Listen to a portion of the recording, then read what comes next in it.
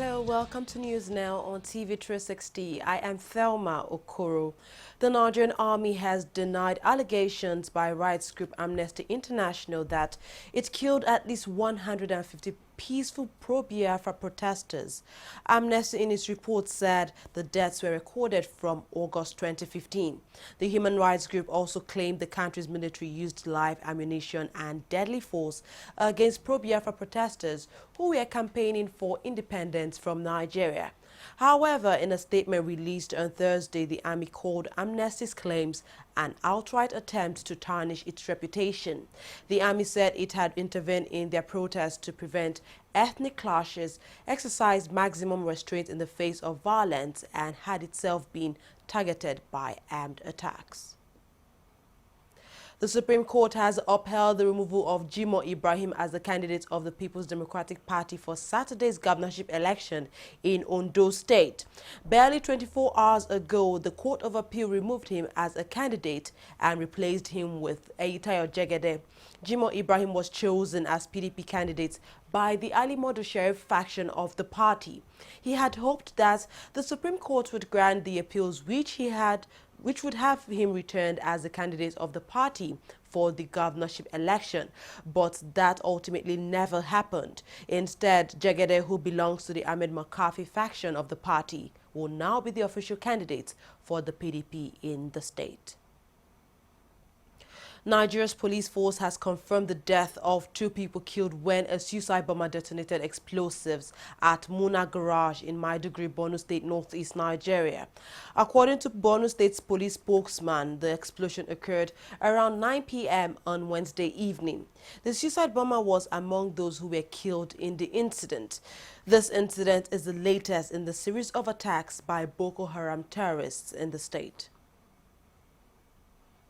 The Nigerian Army has confirmed the death of B.U. Umar, a lieutenant colonel in a Boko Haram ambush. According to the commander of the Nigerian Army in the northeast, Lucky Irabo, he died on November 15, 2016, when his troops encountered an IED explosion along Bita Pirang Road and thereafter were ambushed by Boko Haram terrorists. The troops managed to repel the attack, but the commander was killed while 8 other soldiers were injured in the incident. Irabo says the wounded soldiers have been responding to treatment at a hospital. In a bid to complement the effort of the Nigerian government on the issue of security, the Association of Industrial Security and Safety Operators of Nigeria, ISAN, held a conference in Lagos State, Southwest Nigeria on how to tackle terrorism activities in the country. The 2016 conference, tagged "The Changing Face of Terrorism in Africa," had in attendance various security officials, both serving and retired, who had one major commitment, which was to find a way terrorism can be curbed in the country.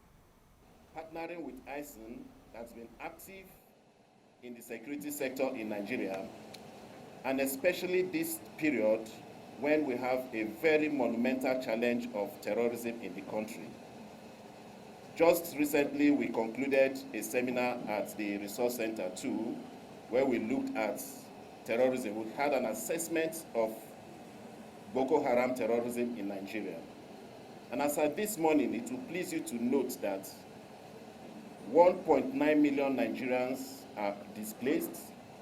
Over 40,000 Nigerians are dead as a result of this evil of terrorism in Nigeria.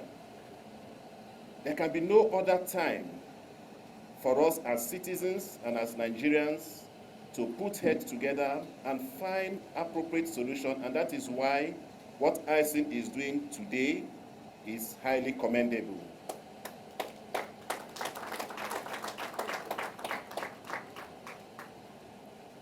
There's another factor, another leg to this, what ISAN is doing today. Over the years that the military has been engaged in trying to bring this insurgency to a close, the other sector, the citizen response to this insurgency, has been on a low tide. There is the responsibility of the army or the military or the government to fighting insurgency. But there's equally a corresponding responsibility of Nigerians and citizens to support their governments and their army in the fight of insurgency. Yesterday, somebody said here yesterday that up north, the awareness about Boko Haram is high. People are worked up and are very conscious of it. But down here in Lagos, people are dancing and partying. This is a country at war, and every hand needs to be on deck. No, I wouldn't say they're coming back. That's not true. In fact, it's a sign that they are being depleted. If you notice, the unfortunate incidents involving the death of our gallant officers and men is as a result of some typical asymmetric tactics that the Boko Haram deploy, ambushing and feints. That could happen anywhere. It happens in other climes too. So it is no indication that they're coming back. Effort so far indicates that, as a matter of fact, they have just been desperate. It's a desperate act to go around and to make a point. So when you can't face them in combat, you now wait for them somewhere and then you create a scene, which is very typical of terror. That's what they like to do. They like to create scenes that will make it look like they are still relevant. But it's unfortunate that we have to lose these gallant officers, but they are in no way coming back. They are not winning. They have been depleted. The only face we want to see of terror is no face. That means it's been defeated. And then not just defeated in the battlefield, and also defeated ideologically, such that it will not be a threat to Nigerians. It will not continue to destroy lives and property. So we are on the path of creating awareness, educating the public, educating policymakers, such that they can adopt better methods, and citizens can also strengthen themselves against being victims of terrorist attacks. Nigeria's Minister of Finance, Kemi Adeosun, has said 420 billion naira was shared in October among the federal, state and local governments. Adeosun told newsmen in Abuja that the same amount was shared in September this year. The minister also said that the excess crude account in the country stood at $2.4 billion. The federal government of Nigeria, 96.674. State governments, 49.035. Local governments, 37.804. And derivation, 13.548. VAT for the month, 69,621 million, less the 4% cost of collection to the Federal Inland Revenue Service, 2.785. Net, 66.836. Distributed as follows: Federal Government of Nigeria, 10.025. State governments, 33.418. And local governments, 23.393. So the grand summary is as follows. Statutory gross allocation, 203,952. VAT gross, 69.621. Total distributable for the month, 273,573. We had an exchange gain of 37.319 and an additional distribution of excess PPT of 109,108. And that gives a grand total of exactly 420 billion, which is exactly the same figure as last month. And the NMPC refund to the federal government, 6.330 billion. The balance on the excess crude account as at the 23rd of November, $2,456 million only. The decrease in revenue is that this is August's production, and August was one of the months that we had very challenging situations in the Niger Delta, with 950,000 barrels per day shut in, and we're feeling the impact of that on our revenues. The Nigerian government has admitted it would not be able to meet all the demands of the Academic Staff Union of Universities, ASU. According to the government, some of the requests of the lecturers are not captured in the 2016 budget. Minister of Labour and Productivity, Chris Ngige, gave the government's position on Wednesday while addressing reporters after the Federal Executive Council meeting held in Abuja. Ngige said 7 of the demands had been thrashed out and only one demand pending, which is the payment of the 284 billion naira earned allowances. Still on the Ondo elections, Segun Abraham, a governorship aspirant of the All Progressives Congress in Ondo State, has called on his supporters to vote wisely in the upcoming elections. The elections will be held on Saturday, November 26, 2016. Well, thank you. We realize that there are so many parties now vying for the seat of Ondo State. The major parties today in Ondo State, I think there are about 2 or 3, but mainly we talk of APC and AG in the state. So far, you will realize that after the crisis from the primary election, the morale of the people have actually gone down in the state. And so far, you cannot see this type of enthusiasm, expectation, ambition that a new government is coming into the state. Is that the people are confused, they are demoralized, and you can see it in their faces everywhere. So this is the situation. This is where we come. If you look at it from a dispassionate point of view, this is what we get. Irrespective of what the politicians are saying, we need to say the facts. The people are disappointed. We don't know which one will deliver the state out of the economic situation we have today.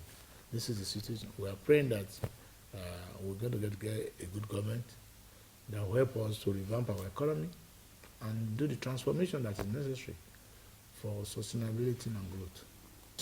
With the situation, I've made up my mind. I will vote according to my conscience. I'm going to ask the Ondo people, my supporters, please vote in accordance with the dictates of your conscience.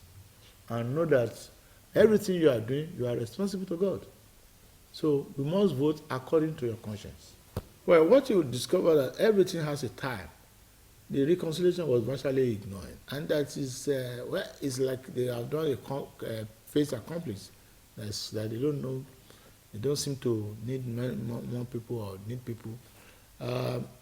We just got before the primary, when the question of my endorsement came into being that I've been endorsed by the national leader, the party was up and doing, and they called for the meeting of all the aspirants into Abuja.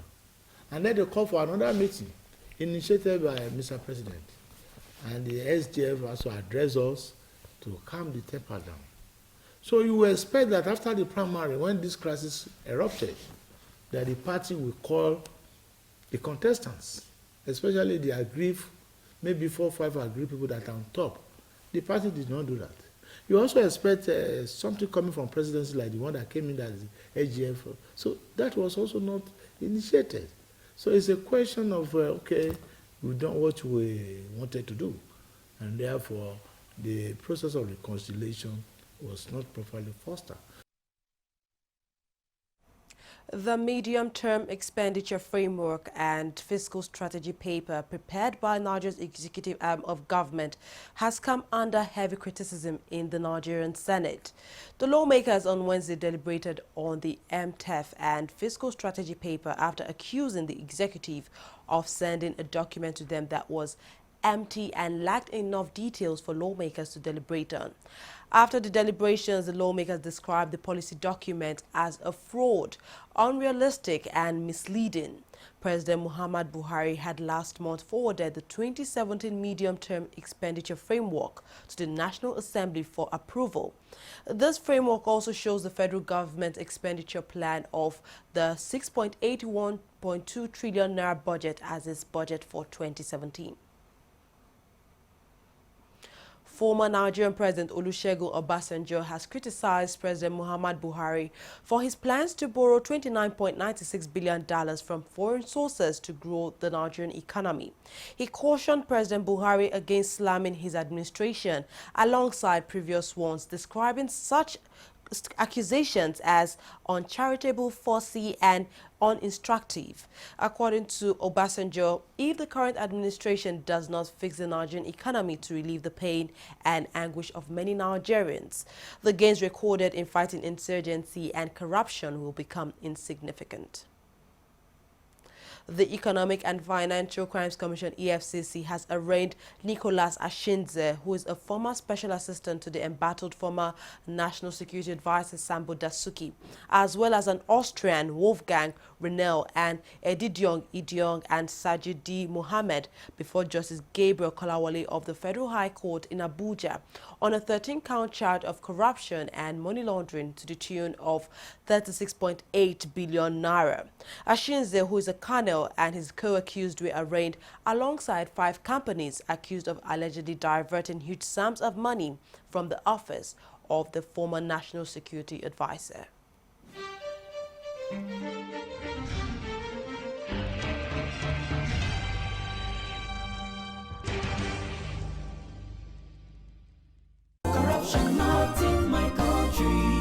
Hello? Yeah, I found your wallet in front of a supermarket. Meet me at Apple Junction. Yes, I'll be waiting for you.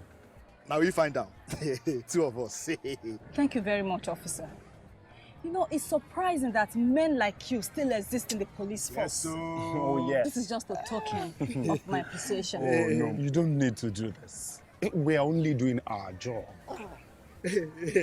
Thank you very much. God bless you. You're welcome. Now I know police is really my friend. Yes. Friend. Hey. Okay, which came up with this one? I don't understand. You know your problem. You are greedy. I'm a policeman who is doing his job. All forms of corruption in the force. Not in my country. Corruption not in my country.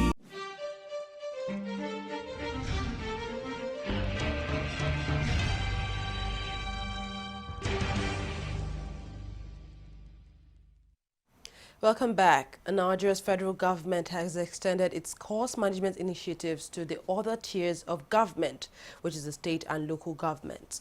This was revealed by the Finance Minister, Kemi Adeosun, at a one-day workshop on cost management in Abuja. Mrs. Adeosun was represented by the Permanent Secretary in the Ministry of Finance, Mahmood Issa Dutse, who also noted that one of the strategic objectives of the federal government's fiscal framework for subnational government is better management of public expenditure, for which the establishment of efficiency units and the use of price lists for procurements by the state governments were stated as vehicles for achieving the objective. In the past 18 months, we've been confronted with the challenge of lower revenues in the face of high recurrent expenditure, large infrastructural deficit, and high level of unemployment. In its resolve to address these issues and position Nigeria for inclusive and sustainable growth, the administration of President Muhammadu Buhari, GCFR, adopted measures to diversify the economy, increase revenue sources, and ensure best value in government spending by eliminating wastages and leakages. It comes at a very auspicious time, and I believe that at the end of it all, we would have wonderful things to celebrate, great take-homes to our various states on how we are going to apply what we would get from this workshop to our own areas. Some of the states I would mention have also established efficiency units. Most of us have due process offices in our various states, so it's also going to afford us an opportunity to see how we'll be able to integrate this. See what the core mandate and the core functions of an efficiency unit is, look at what we are doing presently with our own due process offices, see how we'll be able to integrate everything, because what we just want to ensure is that at the end of the day, we remove wastage in our expenditure across the various states. The federal government says ensuring safety of workers is a major corporate social responsibility every employer must take note of. Minister of Labour and Employment Chris Ngige made this statement in Lagos at the 2016 Problem-Solving Clinic on Employees Compensation Act 2010. Our correspondent Tunji Olanikmekun now reports. At a time when Nigerian workers are going through tough times as a result of economic recession, the federal government says it is important to protect their safety to increase productivity. Minister for Labor and Employment, who was represented by a director in the ministry, said employers of labor are strongly advised on occupational safety and health in workplaces. Your consistency and professional handling of this annual event is most commendable and supports greatly the aspirations of the federal government in creating the enabling environment for safe and decent work, capable of improving productivity that will ultimately lead to robust economic development in the face of rapidly changing and innovative world of work.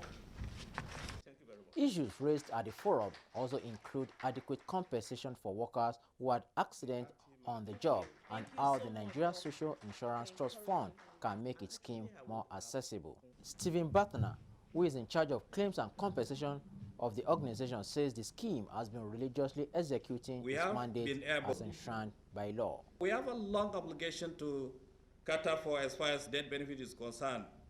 The 121 is a continuous thing because in as much as we have incidences of death at work, work-related, as a result of work-related injuries, will continue to pay and the number will continue to increase. The same thing with disability. We have 141 disabled employees that for one reason or the other, parts of their body has been chopped off and we have to pay.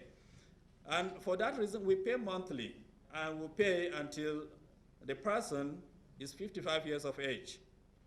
And if such an employee is 55 years of age before the accident, we pay for 2 years. That's what the law provides for. First, we're sending a clear message out that promotion of safety in the workplace is not only the responsibility of government. We're saying that it is, in fact, the primary responsibility of any forward-looking and enlightened employer to prioritize safety in the workplace. Because if that is done, it will boost productivity and it will enhance the confidence of the employees to give their best to the business. We are more responsive than we were. And claim settlement takes a lesser time than it was previously the case. So to that extent, I would say that we are delivering. But we can still improve because that's the room that keeps expanding, the room for improvement. Some employers who distinguished themselves in safety and management of staff were honored at the event. Sujolan, TV360, Lagos. Oil prices were little changed on Thursday as uncertainty ahead of a planned OPEC-led crude production cut and thin liquidity during the U.S. Thanksgiving holiday kept traders from making big new bets. Brent crude futures were trading at $48.98 per barrel, while U.S. crude was at $48.02 per barrel. Traders say market activity was low due to a reluctance to take on big price directional bets due to uncertainty about a planned oil production cut led by OPEC. And OPEC is due to meet on November 30th to coordinate a cut potentially together with non-OPEC member Russia. But there is also disagreement within the producer cartel as to which member states should cut and by how much. At least 67 people were killed when a platform collapsed at a construction site in China's Jiangxi province. The accident took place at a power plant in Fengcheng, where a cooling tower was under construction. According to the state media, one person is still missing from the incident. 2 days of fighting between armed groups in Central African Republic has left 16 people dead, including civilians. The UN peacekeeping mission says 10,000 people have fled from their homes. The clash took place in the town of Bria, northeast of the capital of Bangui, and pitted the Popular Front for the Renaissance of Central African Republic against the Union for Central African People. Both militia groups were part of the Seleka, a mainly Muslim coalition that toppled the then president in 2013, prompting reprisals by Christian anti-Balaka militias and a cycle of violence in which thousands died. Nigeria's Super Eagles moved up 10 places to 50th position in the latest FIFA World Ranking. The Eagles, who have begun their World Cup qualifiers with 2 successful victories, also climbed back into the top 10 in Africa. They are currently the 8th best team in Africa. The Eagles currently top their qualifying group with 6 points, 4 points ahead of closest challengers Cameroon and 5 ahead of Zambia and Algeria, who have 1 point each.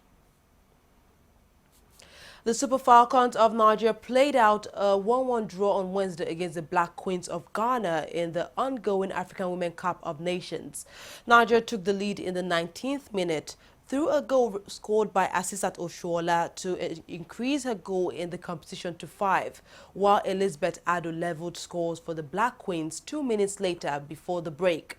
With the draw, the Falcons remain top of the group on 4 points, the same as Ghana, but with a superior goal difference. The Falcons will play their last Group B match against Kenya on Sunday, while the Black Queens will slug it out with Mali on the same day.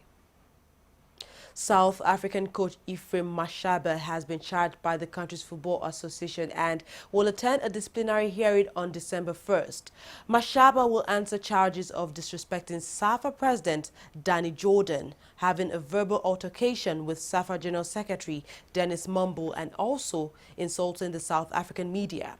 All incidents came after South Africa's 2-1 win over Senegal in a 2018 World Cup qualifier on November 12th. Mashaba was suspended on November 13, 2016. That's all we have for now. Thank you very much for joining us. I am Thelma Okoro.